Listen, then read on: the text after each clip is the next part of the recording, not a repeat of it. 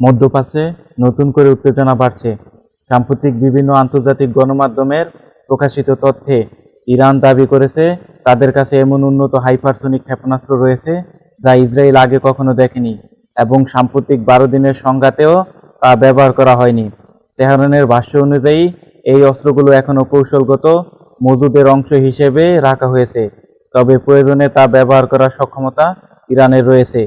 এই পরিস্থিতিতে ইসরায়েল যুক্তরাষ্ট্রের কাছে ইরানের বিরুদ্ধে সম্ভাব্য সামরিক হামলার অনুমতি চাইছে বলে কূটনৈতিক সূত্রের বরাতে জানা যাচ্ছে।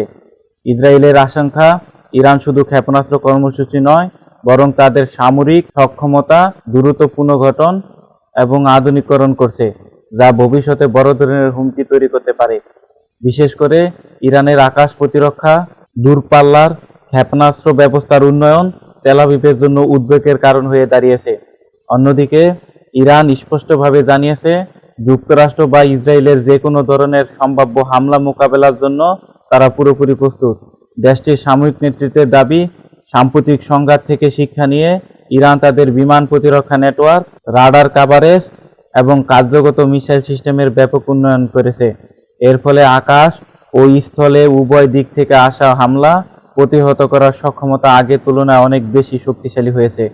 বিশ্লেষকদের মতে, ইরানের হাইপারসনিক ক্ষেপণাস্ত্র সংক্রান্ত দাবি এবং ইসরায়েলের আগাম হামলার প্রস্তুতি, এই দুই বার্তাই মধ্যপ্রাচ্যের নিরাপত্তা পরিস্থিতিকে আরও জটিল করে তুলেছে।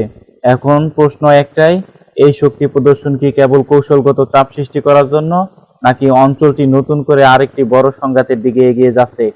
আন্তর্জাতিক সম্প্রদায় আপাতত পরিস্থিতির দিকে সতর্ক নজর রাখছে।